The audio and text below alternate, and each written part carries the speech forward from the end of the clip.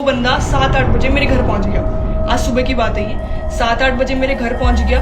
मेरे कॉलोनी में, मेरे मोहल्ले में चिल्ला चिल्ला के लोगों को बता रहा है कि मैं रतन से प्यार करता हूँ, मैं रतन से शादी करना चाहता हूँ। मैं ये सीधा बात करती थी तो मुझे रतन से बात करनी है, उसने मुझे धोखा दिया। मैं पर्सनली मैं खुद कह रही हूँ, मेरी किसी चीज़ से कोई बात नहीं होती पर्सनली।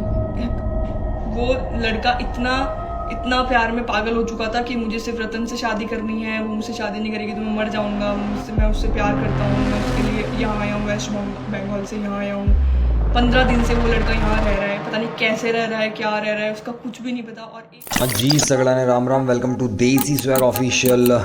इंस्टाग्राम इन्फ्लुएंसर रतन चौहान ने रिसेंटली एफआईआर लॉन्च करवाई है एक यूज़र के अगेंस्ट जो उनकी फेक प्रोफाइल बनाकर लोगों को मिसगाइड कर रहा था। उन्होंने कुछ टाइम पहले अपने नाम से बनी फेक आईडी को भी रिपोर्ट करने को कहा था जिसमें 1 लाख प्लस फॉलोअर्स थे। दरअसल हुआ यूँ कि रतन चौहान की फेक आईडी से कोई पिछले काफ़ी वक्त से वेस्ट बंगाल के लड़के गौतम से रतन चौहान बनकर बात कर रहा था और वही लड़का बंगाल से चलकर जयपुर आ गया रतन चौहान से मिलने। और फिर बाकी वही जो नॉर्मली होता है, मुझे रतन चौहान से शादी करनी है, मैं प्यार करता हूँ उससे and blah blah.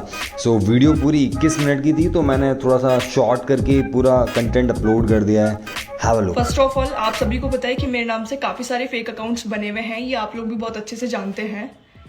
So please जो भी फेक अकाउंट्स बने हुए हैं, अब नॉर्मली मैं इस अकाउंट पे लाइव हूँ, यहाँ अलग से रतन चौहान 31 के आगे एक ब्लू टिक लगा है, तो नॉर्मली हम समझ सकते हैं कि ये भाई साहब का रियल अकाउंट है।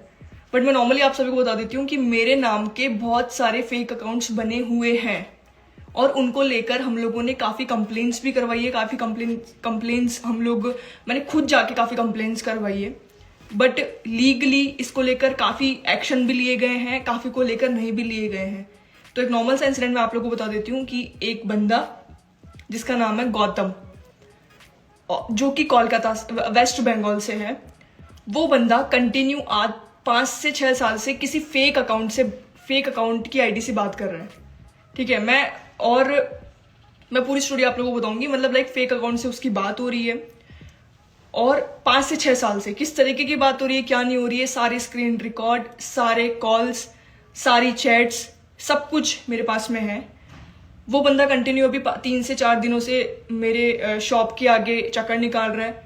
देन मेरा नहीं मिलना उसके लिए ऐसा होता है कि वो लड़की तो मुझसे बात कर रही है, मुझसे मिल क्यों नहीं रही है। मतलब मेरी बात नहीं हो रही है, मेरे जो फेक अकाउंट बने हैं, जिन लोगों ने बनाए हैं, वो लोग उससे बात कर रहे हैं मेरे नाम से और वो अब मिलने आया है मुझसे यहाँ पे कि मैं तो उससे बात कर रही हूँ। आप लोग समझ रहे हैं मैं क्या कहना चाहती हूँ।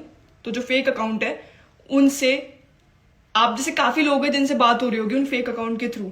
ठीक है, अब मैं उन फेक अकाउंट वालों के बारे में बताती हूँ कि क्या हुआ। सबसे पहले वो इंसान आज सुबह मे बी 7-8 बजे की बात है, वो बंदा 7-8 बजे मेरे घर पहुंच गया। आज सुबह की बात है ये। 7-8 बजे मेरे घर पहुंच गया। मेरे कॉलोनी में, मेरे मोहल्ले में चिल्ला चिल्ला के लोगों को बता रहा है कि मैं रतन से प्यार करता हूँ, मैं रतन से शादी करना चाहता हूँ, मैं वो, मतलब लाइक बहुत सारा उसने सीन क्रिएट कर दिया। देन उसको शांति से समझा के मेरे मम्मी और मेरे ब्रदर उसे घर पे लेके आए, उसे आराम से बैठाया, पानी वानी पिलाया, बोले चीज क्या है तुम मुझे बताओ। देन उसने सारी चीजें मैं बताई कि ये आईडी है जिससे मेरी बात हो रही है कंटिन्यू, उस पर प्रॉपर मतलब लाइक वो जो इंसान सामने बात कर रहा है वो मैं हूँ। उसने रतन चौहान बन के सामने वाले इंसान मतलब गौतम से बात करी। वो गौतम मेरे घर पहुंच गया। उसके बाद में हम उस गौतम को पकड़ के लेके गए पुलिस थाने, उसकी कंप्लेन करवाई। उसके बाद में जो सीन क्रिएट किया, जिसने फेक आईडी बना रखी थी, उन्हें भी थाने बुलाया गया क्योंकि पुलिस वालों से कुछ भी छुपा हुआ नहीं रहता, अभी आप भी बहुत अच्छे से जानते हैं। उन लोगों को थाने बुलाया गया। गौतम की जजा की पिटाई करी गई। सारी, आप लोगों को बिलीव नहीं है तो मेरे पास में सारी कॉपी है जो भी हम लोगों ने वहाँ कंप्लेन करवाई है और बाद में जो भी माफीनामा हुआ है, उस गौतम की जो वहाँ धुनाई हुई है, वो सारी चीजें मेरे पास में है और मैं धीरे धीरे वो सारी चीजें पोस्ट करूंगी आप सभी के लिए। बस मेरा कहना सिर्फ इतना सही है कि जो भी मेरे नाम के फेक अकाउंट बने हुए हैं वो प्लीज इस तरह का काम ना करें, क्योंकि पुलिस वालों से कुछ भी, मुझे सिर्फ कंप्लेन करवानी है। आप लोगों की आईडी को लेकर, आप लोगों के नाम को लेकर वो पूरा बायोडाटा, पूरा काला चिट्टा आप लोगों का निकाल लेते हैं और मैं नहीं चाहती कि आप लोगों की कहीं ना कहीं बदनामी हो। आप किसी के बच्चे हो सकते हैं, आप किसी का बेटा हो सकता है, आप किसी की माँ हो सकते हैं, आप किसी की बहू हो सकते हैं, कुछ भी हो सकता है। सो प्लीज मैं नहीं चाहती कि आप लोगों की बदनामी हो और इस तरह की नीच हरकत करने से बेटर है कि आप लोग अपने करियर पे, अपने घर में, अपने बच्चों पे या फिर अपने लोगों पे ध्यान दें। ये बहुत गलत चीज है कि आप किसी का नाम का फायदा उठाकर किसी की इमेज को गलत करना चाहते हैं या जो भी। ये चीज मेरे साथ हुई है और मेरे साथ ये बहुत बार ये चीज हो चुकी है और बहुत बार मैंने आप लोगों को समझाया है, बहुत बार मैंने आप लोगों को बताया है कि प्लीज इस तरह की चीजें ना करें। लोग पूछ रहे गौतम की गलती क्या थी। गौतम की गलती ये थी कि वो ना समझता, उसे नहीं पता था कि मैं किससे बात कर रहा हूँ। उसे बाद में पता भी लग गया था कि मैं फेक आईडी से बात कर रहा हूँ, फिर भी उसने इस तरह की हरकत करी। और नॉर्मली हर बार मैंने चीज समझाई कि प्लीज आप लोग शॉप पे आइए, शॉप पे आके मुझसे बात कर सकते हैं। मैं ये नहीं कह रही कि मैं नहीं मिलूंगी और मैं कुछ भी नहीं हूँ यार। हम सभी इक्वल है, हम सभी सेम है। आज मुझे भी मिट्टी में मिलना है, मरने के बाद में तो ऑब्वियसली आप लोगों को भी मिलना है, तो सेम है, इक्वल है। इतना मेरे को इतना बड़ा समझने की, अपने आप को इतना छोटा समझने की, अपने आप को इतना बड़ा समझने की, मुझे छोटा समझने की कोई इसका तरीका नहीं है। तो प्लीज जो भी फेक आईडी बनी हुई है उन पे बिलीव ना करें। और फेक आईडी की मैं आज पूरी बात करके आई हूँ। हम लोग थाने गए अब, और वो जो गौतम नाम का लड़का था वो हमें फोन करता था, फोन पे भी मैं अक्षिता बात करती थी, तो मुझे रतन से बात करनी है, उसने मुझे धोखा दिया। मैं खुद कह रही हूँ, मेरी किस चीज से कोई बात नहीं होती पर्सनली, सीरियसली।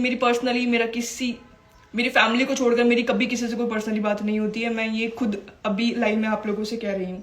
जिन्होंने ये सीन क्रिएट किया, जो फेक आईडी के पीछे जो फेस था, उन्हें मैं बहुत अच्छे से जानती थी। वो काफी बार मुझसे मिले हैं, उनके दिल से मैं बहुत इज्जत करती थी। उस इंसान ने ऐसा किया तो दिल को दुख होता है। मैं चाहती थी कि उनका चेहरा भी आप सभी को बताऊं, बट उनके बच्चों ने मुझसे रिक्वेस्ट करी है कि प्लीज इनकी वीडियोस आप लोग मत डालिएगा, दैट्स वाई। और इज्जत पे जब बात आती है तो मुझे पता है कि कितनी प्रॉब्लम होती है। वो लड़का इतना प्यार में पागल हो चुका था कि मुझे सिर्फ रतन से शादी करनी है, वो मुझसे शादी नहीं करेगी तो मैं मर जाऊंगा, मैं उससे प्यार करता हूँ, मैं उसके लिए यहाँ आया हूँ, वेस्ट बंगाल से यहाँ आया हूँ। 15 दिन से वो लड़का यहाँ रह रहा है, पता नहीं कैसे रह रहा है, क्या रह रहा है, उसका कुछ भी नहीं पता। और एज अगर मैं आपको बताऊं तो मेरा ब्रदर आई थिंक 21-22 साल का वो लड़का था, इतनी एज थी उसकी।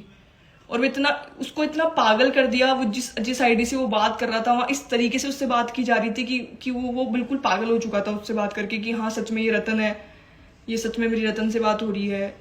उसको जब ऐसा लगा कि हाँ अब मुझे मिलना ही है इस लड़की से, तब वो जयपुर आया यहाँ पे मुझसे कि मैं रतन से मिलूंगा और रतन मुझसे प्यार करती है, रतन से मेरी शादी होगी, ऐसा कुछ करके। 2 दिन पहले यहाँ दुकान पे आके गया है, यहाँ वो इतना बात उड़ा करके गया है, मुझे रतन से मिलना है, वो मुझसे प्यार करती है, बहुत फर्जीवाड़ी वाली बातें करी उसने। सिंपल सा है यार, प्लीज फेक आईडी आपने मेरी नहीं और भी किसी की फेक आईडीज बना रखी है, वो क्यों तो देखेंगे, वो फेक आईडी से देख रहे होंगे। तो प्लीज इस तरह के नाटक मत करो, क्या करवाते हैं तो। और प्लीज सेफ रहो, हमारे जैसे लोग सेफ नहीं है। जहाँ आप इतनी पब्लिक साथ होती है वहां हमारे जैसे लोग वहां सेफ नहीं है। मैं अगर नॉर्मली शॉप से बाहर कहीं और जाती हूँ ना तो एक डर लगता है कि कब कौन कहाँ से क्या कर दे। सीरियसली इस चीज का डर लगता है, क्योंकि आजकल टाइम कुछ इस तरह का चल रहा है। अपनी मन की भड़ास निकालने के लिए इंसान कुछ भी कर सकता है।